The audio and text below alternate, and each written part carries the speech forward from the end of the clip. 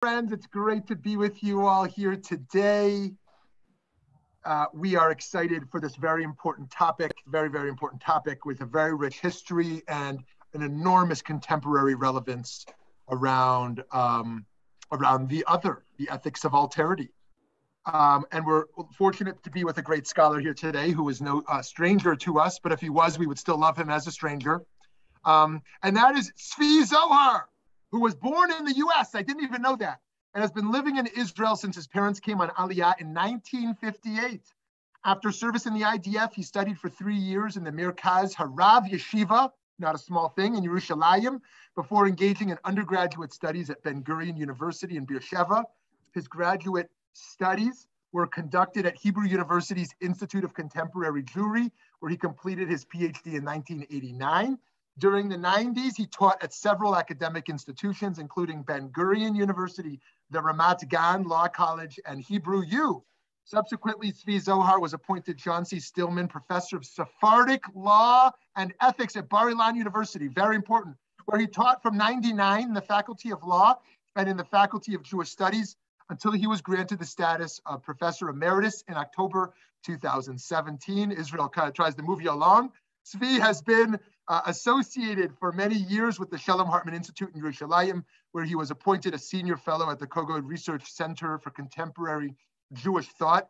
And after retiring from Bar-Ilan, he spent half a year from January to June of 2018 as a visiting professor at Brandeis University in the Department of Near Eastern and Judaic Studies and in the Schusterman Center for Israel Studies. Tzvi is on the editorial boards of the Journal of Law, Religion, and State, published by Brill, of Pa'amim, and of Tzionut Datit. He was recently awarded a 4-year grant by the Israel Science Foundation to research Sephardic halachic creativity in Israel from the Six-Day War until the present. Tzvi is interested in all aspects of Jewish life and thought, especially in modern times. His research focuses on the culture and creativity of Sephardic Oriental rabbis in modern times and on the sociology, anthropology, and historical development of halakha, of Jewish law.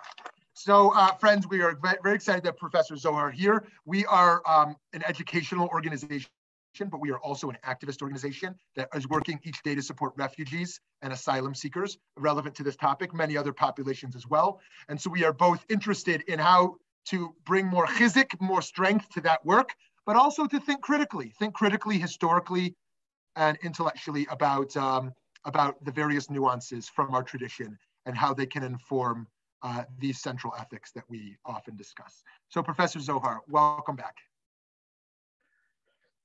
Shalom, everybody.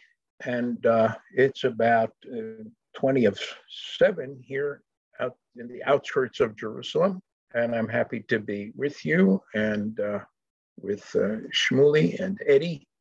And what we'll be talking about today is about the ger, as that phrase appears in certain parts of the Torah, and then follow through this issue and several problematics that we'll be seeing over the time.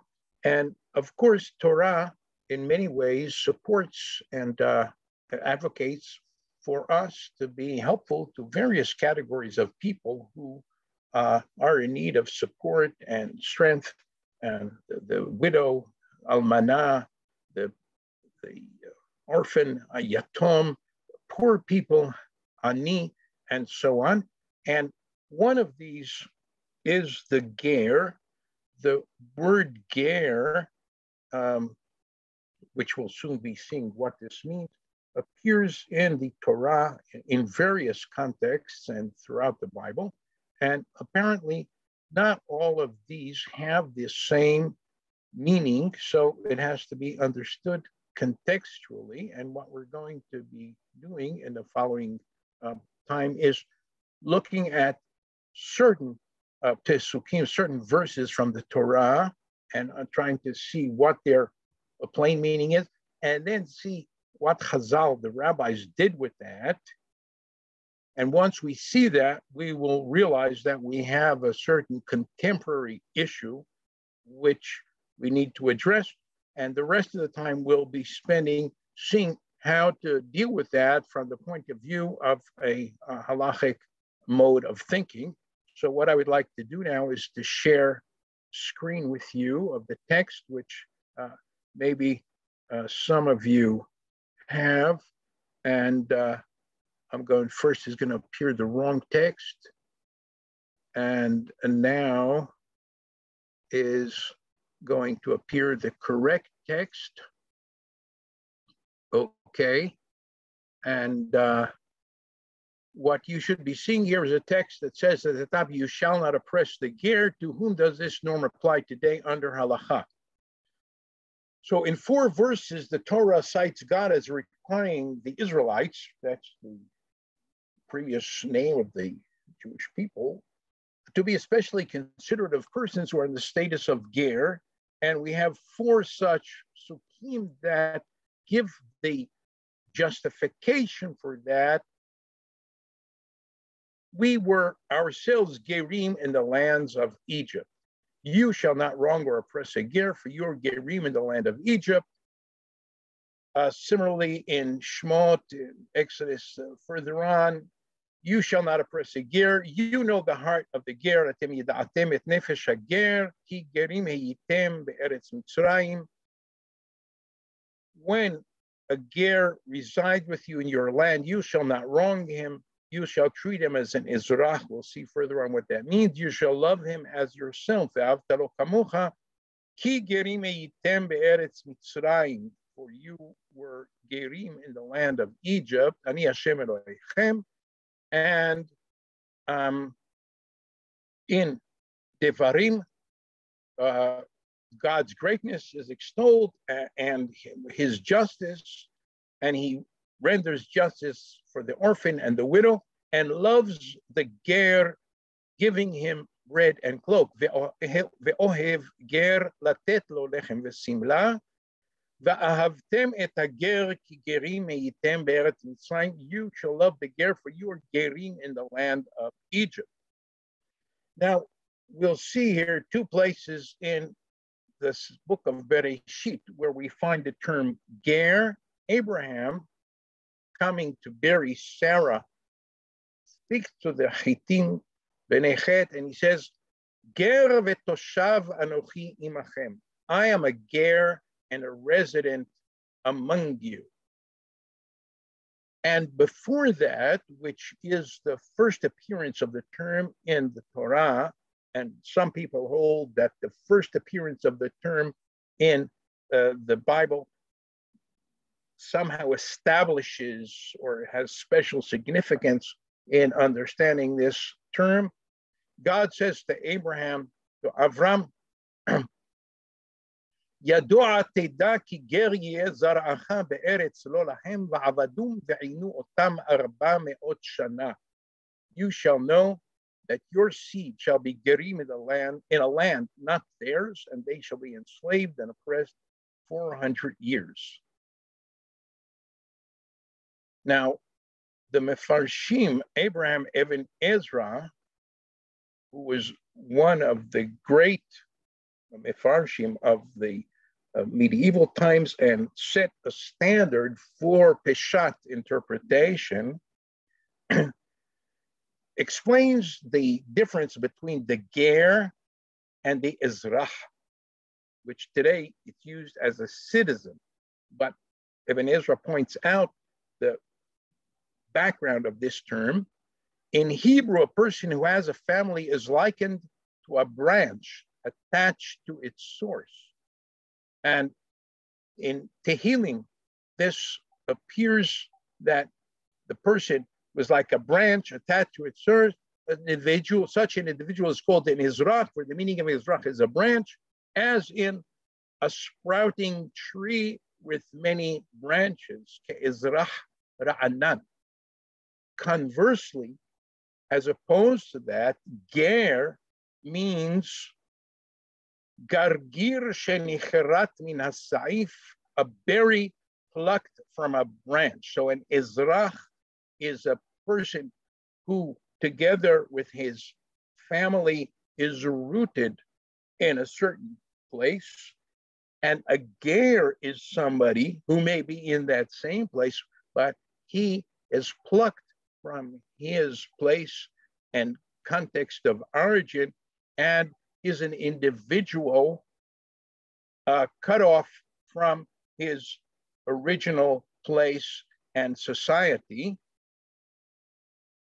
And Rashi explains, what does this mean when Abraham says, Ger v'toshav anochi imachem, I am a ger and a settler with you.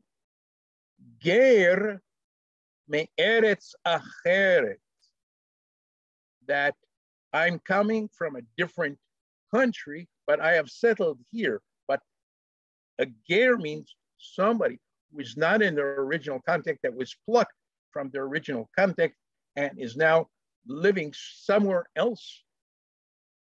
And thus the straightforward meaning of the Torah seems to be that a ger is someone who is detached from his land of origin, temporarily sojourning in a foreign country. This was the situation of us, the Israelites in Egypt. And the verses that instruct us to extend special consideration to the ger, because we ourselves were gerim in the land of Egypt, therefore refer to foreign-born non-Jews who are temporarily living in our country under our rule. As I said, there are other places where a ger may mean something else. But in these places where the ger is somebody who is in the same situation as the Israelites were in Egypt, okay, we weren't members of the Egyptian religion or nation. We were strangers from our country of origin, which was Jacob, and his sons came from the land of Canaan at that time, and they were living outside of their country. And this is what God said to Abraham: your seed will be gerim in a country that is not theirs. So the Bible is instructing us, the Torah is instructing us in these verses that we have to be especially kind and loving and considerate and not to oppress a foreign-born non-Jew who is temporarily living in our country under our rule. However, and here's the switch, since Second Temple times, the same verses that talk about the ger in the Torah have been applied to converts, what's called in Hebrew ger tzedek, persons born as non-Jews who have chosen to become Jews and became Jewish via the procedure of Giyur. So all of those places that, and the pshat meaning of the Bible, refer to foreign-born non-Jews who are temporarily living in our country and our rule, under Torah Shebaal Peh, under Chazal, these same verses refer to a person who was previously a non-Jew, but is now what? A Jew. And they're not with us temporarily. They're with us permanently in our community. And the rabbis explained that we have to be very considerate of a convert. You shall not oppress him. You shall not say to them, who are you? Yesterday you were an idolater. Today you've entered under the wings of the Shekhinah. You're a Johnny come lately. You don't really belong. And they explain that the Ezrach, when we say we have to treat the ger as an Ezrach, Ezrach is a local born original Jew from birth, and he is obligated to all matters of Torah, and a ger is somebody who has taken upon himself all matters of Torah. And therefore, the interpretation now has a problem, because the Torah speaks about the ger coming be'artzechem, in your country. So if we're now transferring this to talk about a convert, then maybe we should be thinking of only people who convert in the land of Israel. And in fact, the Midrash Halacha has an issue with this, and they say, Be'artzechem, when a ger resides with you, from this I know that a ger, in this sense, they understand it as a convert, can't be in Eretz Yisrael. How do I know that this is possible also in lands outside of Eretz Yisrael? Verse states, in any place that you are, there can be gerim. Okay, so in biblical times, we were talking about a ger in the sense of a non-Jewish person that comes from outside our country, and now that person, an individual plucked from his background, is being regarded as a person that we have to care for, love, not oppress, and so on. And now we're talking, no, it's about the convert. Now, one reason, one understanding of this is that when Chazal were talking about these verses, there was no Jewish state. There was no Jewish government. There was no way that we would be responsible for a non-Jewish person coming to reside temporarily in Eretz Yisrael. Why? Because we ourselves were not in possession of Eretz Yisrael. It was Romans, Greeks, later Muslims, Christians, whatever. So the whole biblical situation that somebody is coming to live with us in our country and we have to care for them because they're detached from their support and base and family, that didn't exist in the time of Chazal. And the person that was most similar to that is somebody who, in a certain sense, left their context of origin and joined our community, wherever that community is in the world. And it's well known until this day that a person who is a convert, Ger Tzedek, really it's not so easy for them to be accepted in the many Jewish communities, and they need a lot of consideration and help. So we certainly can appreciate why and how important it is that Chazal take these verses and apply them to the Ger Tzedek. However, I'm moving down. Okay, so we have different sources here that in all cases and in all sources, the protective umbrella accorded by the Pshat, the plain meaning of Torah, to foreign-born non-Jews who now come to live in our country, has been shifted by the Torah Shebaal Peh to converts. So we would think that the straightforward original meaning of the biblical text is a matter of philological, historical interest. However, the establishment of a sovereign state with a Jewish majority in Eretz Yisrael has returned us, in a sense, to a neo-biblical reality. Due to the relative economic prosperity prevailing in Israel in recent years, thousands of foreign-born non-Jews are temporarily living and working in Israel. Their social and economic situation is problematic. They are clearly in need of halachic affirmation of our responsibility towards their well-being. They fit the pshat of gerim, but the Torah Shebaal Peh and the entire halacha has allocated all of the protections allocated by Torah to a person called ger. They have taken all these and extended them to who? The converts. So the blanket has been pulled away, as it were, from the original gerim, but now we have that reality again. By the way, if people think, oh, the state of Israel, but, and I'll get back to this later, but I'll state it right now, in countries where Jews are democratic citizens and they are equally sovereign in those countries to all other citizens. In that sense, Jews in the United States, in Canada, in Great Britain, and France have the same responsibility as anyone else in that country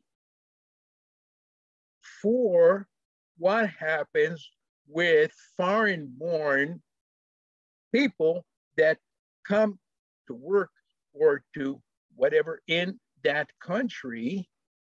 And therefore, the same issue that Israel has, really, the same problem exists for Jews living in any democratic country where they are equally sovereign with everybody else in that country. So the question is, can halakha satisfactorily extend protection to those persons, the people that come from foreign countries to live as individuals, foreign workers, whatever, without ipso facto rejecting the possession of Torah Shabbal Peh, that this is extent to converts. Okay, so that's what I want to do now, and let's see, and we'll start with interesting other cases. The Torah says, you shall not curse a person who is deaf, and you shall not place a stumbling block before a person who is blind.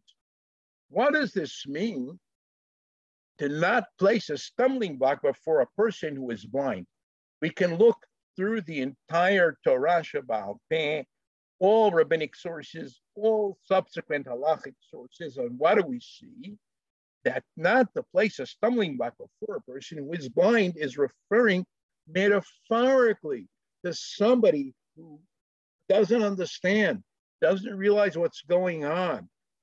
He might sin if we help him, and by our doing a certain thing, this is a stumbling block for him to enter into sin or enter under we give him bad advice and so on. And this verse is understood throughout the Torah Shabbal Peh in a metaphorical sense. And therefore, an amazing fact is that nowhere in Chazal or in subsequent halachic codes does it say that there is a halachic prohibition to take a large block of wood and place it on the ground 2 meters ahead of a blind person walking in that direction. So the Torah seems to say you're not allowed to do that. But throughout the halachic literature, it never says that you're not allowed to do what's the same plain meaning of Torah. Okay, so what do we do when the plain meaning of Torah doesn't appear in halakha, only metaphorical meanings? What happens to the plain meaning? Okay, so we'll see now that some great rabbis were aware of this. For instance, in Bava Kama 51a, the rabbis discuss a case, okay, you know that it says in Torah that if somebody digs a pit in the street, in the public domain, and somebody else falls in or some animal falls in, the person that dug the pit is liable. So the Talmud discusses a case in which the responsibility for the existence of that pit is because 2 people are responsible jointly. And they say, how could that be? Maybe they hired a person and said to him, go dig a pit for us. And he did it, and someone fell in. So who's responsible? Well, they, right? Because they told him to do that. The Gemara says, no, it's not. Because when they told him to do that, they were telling him to sin, to do an aveira. You're not allowed to do that. You're not allowed to dig a pit in the public domain in your own yard, yes, but not outside in the street. And therefore, the question is, just a minute, how should that person have known that he's not allowed to do that? Where does it say in the Torah you're not allowed to dig such a pit? And it doesn't say that anywhere. So how should he know that it's a verb? Okay, the responsibility must come because somehow that person did something that Torah forbade. So the great rabbi Meir Simcha Cohen of Dvinsk lived in 1843 to 1926, and he wrote a perush on the Torah called Meshech Chochma. And he says, well, here's what we have. I translated it into English. I devoted a lot of time translating these sources into English for this shiur. You shall not place a stumbling block before the blind. The Samaritans say, and the Talmud records that they hold this, that they don't have the drash, that you're not supposed to give poor advice to somebody. You're not supposed to enable a sinner to sin by giving him the material means to do so. The Samaritans explain that one may not place a boulder in the way of a blind person, calling him to fall down. And here is the chidush of Rabbi Meir Simcha Cohen. He says, you know what? Ken hu ha'emet, the plain meaning of the text that the Kuti, the Samaritans hold, is a valid meaning of the text. Umikan azhara, this verse is the source of the prohibition when cover or to dig a pit in the public domain. The pshat, because nowhere in Chazal does the pshat appear except in a metaphorical verse, and he says the valid content of this verse, the pshat, holds halachically. And once we understand that, the fellow that was asked to dig the pit in Reshut HaRabim should say, no, ein shaliach lidvar avera, because God told us not to do it. You two guys want to hire me to do a sinful act? No. And if he therefore did it without, he doesn't have the excuse that they told him to do that, because God said, don't do such a thing. Isura devar Torah. There's a Torah prohibition to do this.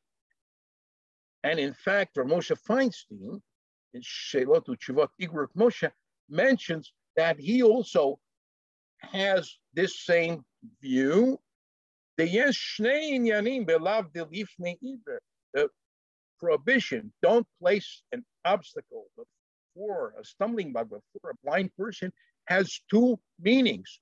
One is to physically cause that person to fall. And that holds halachically. And the other is machshil the isur, that somebody causes a metaphorical stumbling block that brings a sin upon that person. And both of these are valid. So we see a case in which, although lifnei iver appears throughout halachic literature only in the metaphorical sense, these two great Talmidei Chachamim say that doesn't mean that the original pshat meaning is not halachically valid. Similarly, another case, the Torah says, "Lo tochelu al hadam lo tenachashu velo te'onenu." You shall not eat over blood, not divine nor interpret omens. Now, what's happening here? Okay, Rambam in Moreh Nevuchim.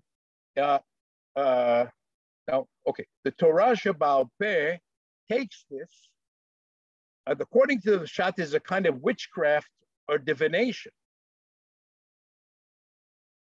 The pagans used to spill the blood of an animal, gallow it in a hollow, a pit, a small hole in the ground, and then the demons would gather there and eat the blood, and the pagans would benefit from this association with the demons who would tell them of future events. But throughout the Torah Sheba'al Peh, we never get this pshat meaning. So one thing is, in Sanhedrin 63a, they give 5 different interpretations of lo tochlu al hadam. None of them is a pshat. Not to eat from an animal before it dies completely. Something to do with the Kohanim in the Mikdash. Don't hold the wake after the burial of a person who was executed by the court.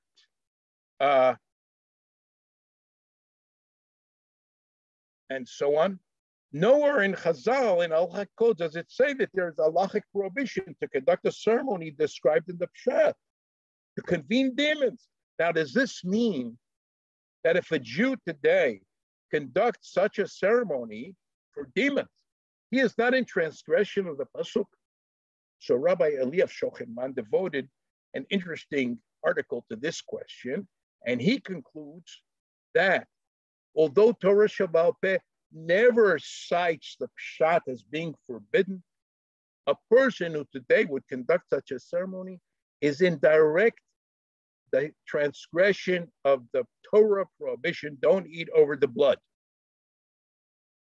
How could he make this assertion? And he says, well, if you look in Tractate Shabbat 63a, you see that the Mishnah says on Shabbat, where there's no Eruv, a man may not go out girded with a sword. But Rabbi Eliezer says that he may do so, since one may go out wearing ornaments. And for a man, a sword is an ornament. Now, there's a very interesting Talmudic discussion about this, but what we want to see here is the Talmud asks, where does Rabbi Eliezer get the idea that to wear a sword is like an ornament? And he says, well, there's an explicit pasuk in Tehillim that says, gird your sword upon your thigh, mighty one, your glory and your splendor, indicating that a sword is considered an ornament. Rav Kahana, from a Talmudic scholar, said, that's a big surprise. I don't know that. He says, this is a metaphor urging a scholar, a mighty one, to have good arguments ready, like a sword, to fend off any attacks upon his interpretation of Torah.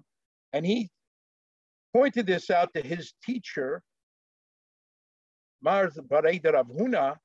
This is a purely metaphorical verse. And what did Mar Rav Huna say? The metaphorical meaning is valid, but a biblical verse never loses its shot meaning. Ein mikra yotze midei pshuto.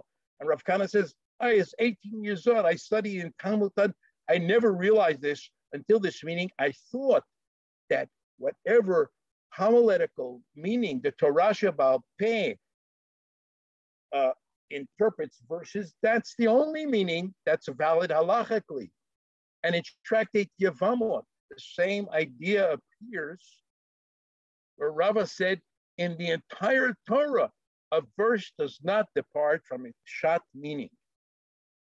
In 1977, David Henschke, now a rabbi professor, wrote a remarkable article about this, Ein Mikra Yotze Midei Pshuto, and lengthy article in which he convincingly argues that, contrary to what many people believe, the principle Ein Mikra Yotze Midei Pshuto is not just an exegetical principle to use by biblical interpretation, but it's a halachic statement that even if the sages give us one or more homiletical interpretations of a verse that have halachic meaning, the pshat meaning remains halachically binding and is not displaced by the midrashic interpretation, which also do not displace each other, because elu va'elu divrei Elohim chaim. Now, there's one important proviso. If a midrashic interpretation validated by Chazal absolutely contradicts the pshat, they can't work together, one excludes the other, we have to choose one or the other. The midrash trumps the pshat. For maybe ayin tachat ayin. The rabbi said, if somebody takes out your eye, what is it? You have to give monetary compensation, not to take out the eye. Okay, that's a good example where the midrash and the pshat can't fit together. But this doesn't hold for you shall not eat over the blood. The pshat can work together with the other meanings that the midrash gave. Therefore, if a Jew today conducts such a ceremony, he most certainly is in direct transgression of an Isur Deoraita. And that's, in fact, what their Simcha Cohen means.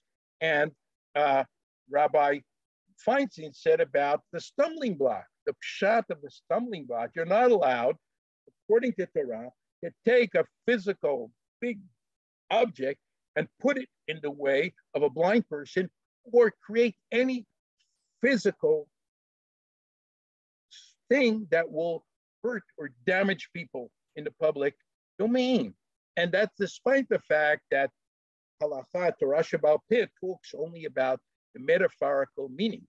Now we're getting back to the topic of ger.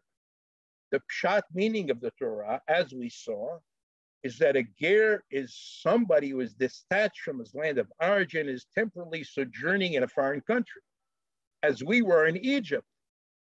So the pshat is we have to love, can be considerate, and take care and not harm foreign-born non-Jews who are temporarily living in our country under our rule. Subsequently, these verses were homiletically interpreted by Chazal as pointing to gerim.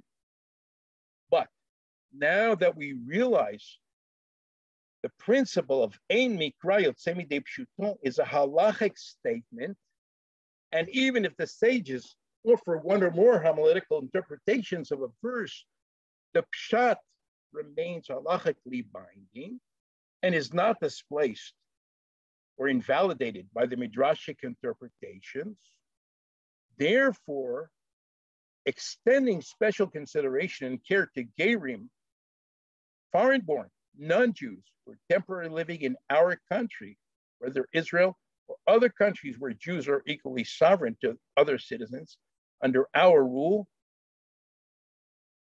the extending care to such people in no way precludes or prevents us from also extending special consideration to gerei tzedek, converts. Therefore, we are commanded by Torah to fulfill both meanings of these verses. Elu ve'elu divrei Elokim Chaim.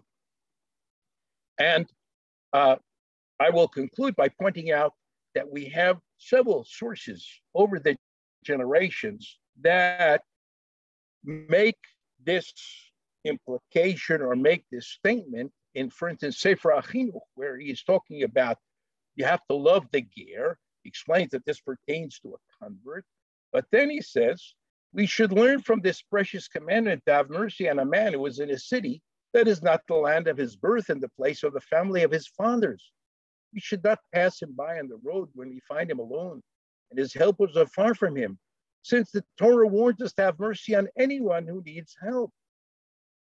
And the scriptures hints at the reason of the command. Since you were strangers in the land of Egypt, we were previously burnt or hurt by this great pain that there is to every man who sees himself among foreign people and in a foreign land. And upon our remembering the great worry of the heart that there is in the matter, we will also have mercy for any person like this. Okay, also the Chafetz Chaim says this, but I would like to conclude with the interpretation of Rabbeinu Avraham, the son of the Rambam, right, who lived around the year 1300.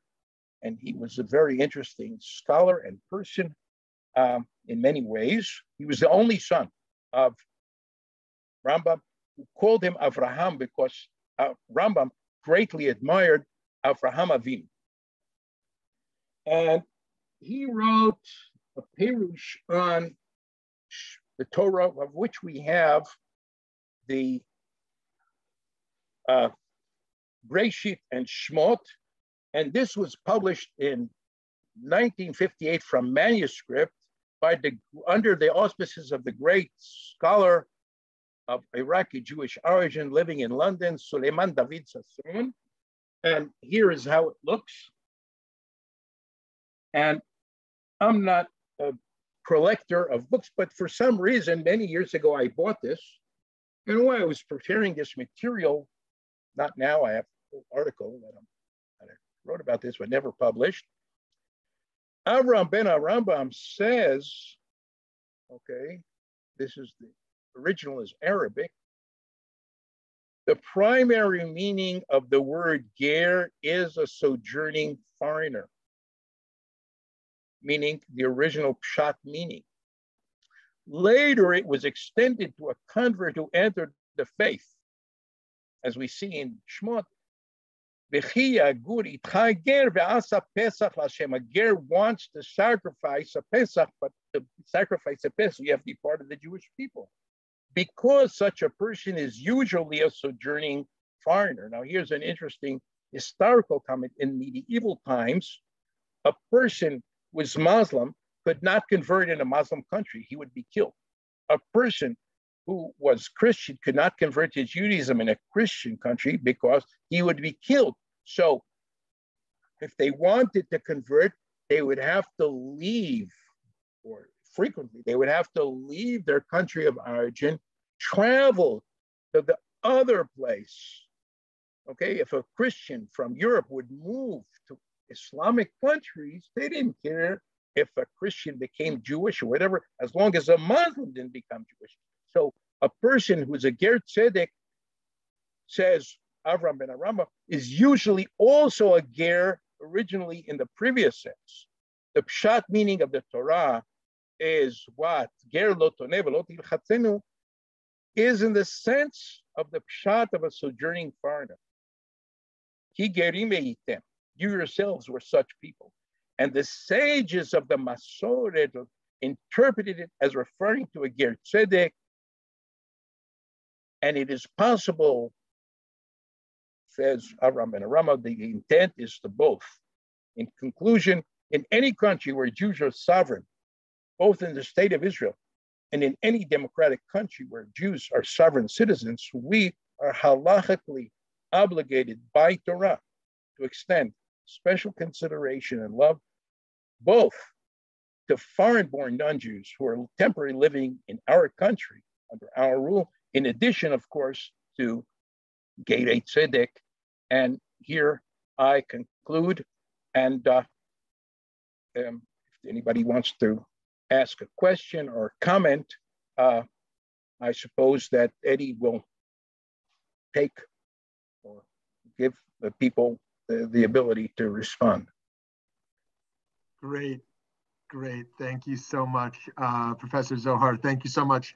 So I know people have been busy in the chat, but we hope you'll unmute yourself now and ask questions you have for Professor Zohar.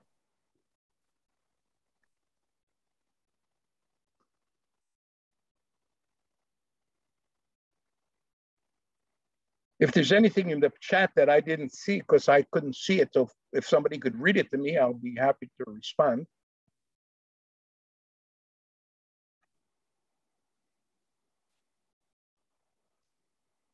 Is there anyone who wants to read what they wrote over there or offer a question?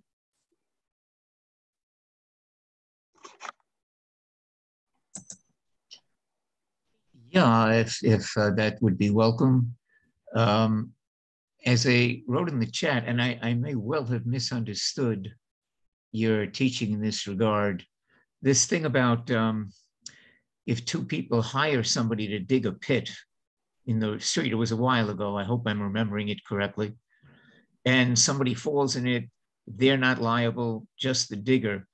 That struck me as very, very strange because I put in the chat, does that mean if you hire a hitman to kill someone and he does, you're not liable legally or for civil suit? Certainly in our American states' laws, that certainly isn't the case. That's a specific crime to hire someone to kill someone. And I would imagine to hire someone to do anything illegal would be, you'd certainly be legally liable, however it would precisely be put in the law. So I'm very surprised at that. I mentioned in the chat, if you ask somebody who ought to know Jewish law, dig this pit, so presumably he ought to know enough to say, no, I can't do that. If you hire somebody to, even if he should know Jewish law, so maybe he has some responsibility, but surely you do. Am I misunderstanding something here? No.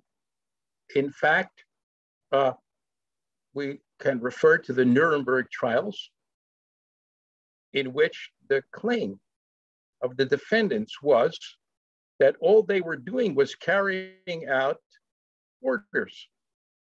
And therefore, they could not be held responsible because they were just carrying out orders. And if I recall correctly, the position of the court was that that's not a valid defense. You are not allowed to follow an illegal order if you get paid for it, if whatever. And ein shaliach lidvar avira. And in fact, one of the original discussions about this is in the case of murder, when the Sanhedrin under Shimon ben Shattach wanted to call up the king for having ordered the execution of certain people. And the question was, could the king be held responsible because the executioners should not have done that, because in fact it's against Torah law to kill somebody under the order of anyone else, even if you yourself would lose your life, right? That's one of the three things, Yihareg Val Yavor, is if somebody tells you to kill someone else, or else he'll kill you, and you're supposed to say, no, I'm not going to kill that person. And this is one of the three instances of Yihareg Val Yavor. So the general principle is, Ein Shaliach Lidvar Avera, a person who carries out an illegal act bears full responsibility for having carried out that act. Now, it could be that under civil law or under other constructions or whatever, it would be advantageous to the public order not to limit this, but the strict construction of the halakha, and in all cases, and as we saw in the Nuremberg trial, is the defense of following an illegal order doesn't hold. May I just briefly respond? I'm not really following it all, because you're still focusing on the person who does it. But the Gemara that you quoted, as I say, much to my astonishment, which doesn't mean anything, I'm not that learned, said that the people who hire somebody to do something that they shouldn't aren't responsible. First of all, Nuremberg laws isn't Jewish law, so I would think that's not really that relevant. But again, I'm talking about the people who you were talking about in that example you cited, the people who hire someone to do something obviously much less serious than murder, but to do something they shouldn't. And they're saying the people who hired him aren't responsible. So I'm wondering, how far does that go? I mean, in Jewish law, if you hire somebody to kill somebody, you're not responsible? You haven't committed any avera? You can't be whatever the punishment would be? First of all, you certainly haven't committed the crime of murder. If you hire somebody to do so? Right. You didn't commit the crime of murder. The person that actually killed him committed the crime of murder.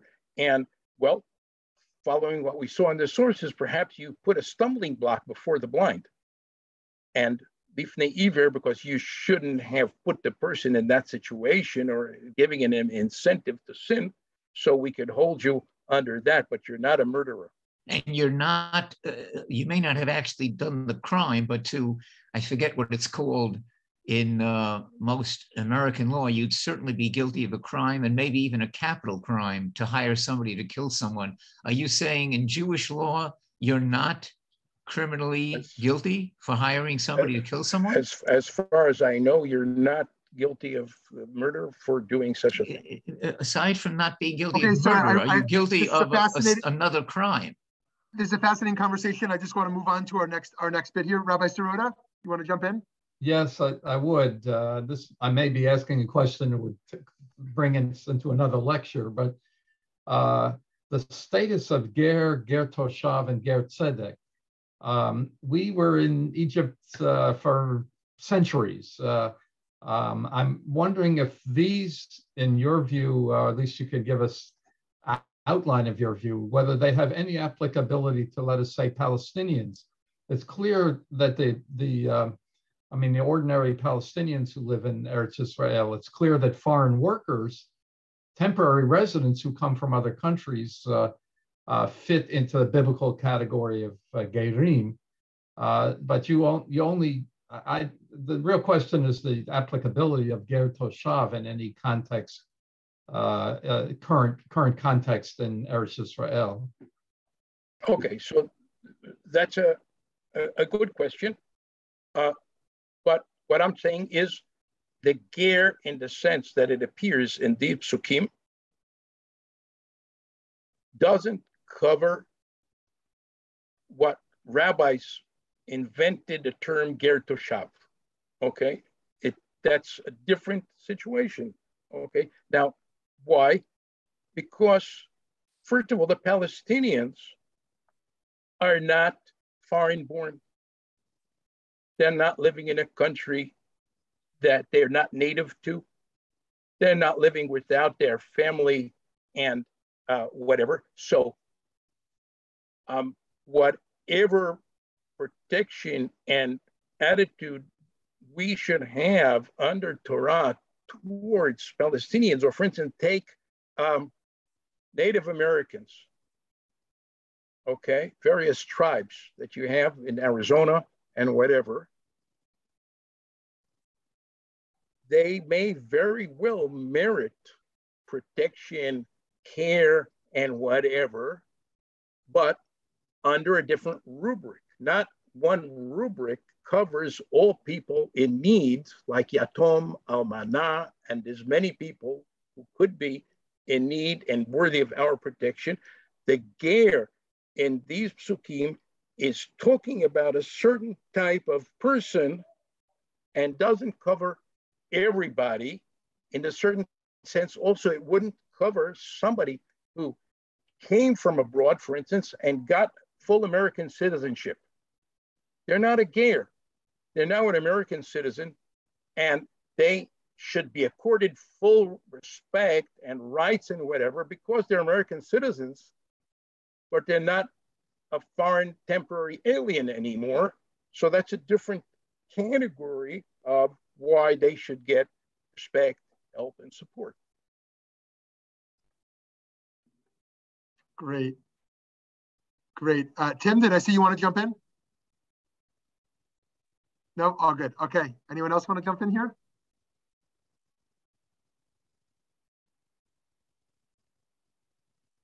Feel free to unmute yourself if you'd like.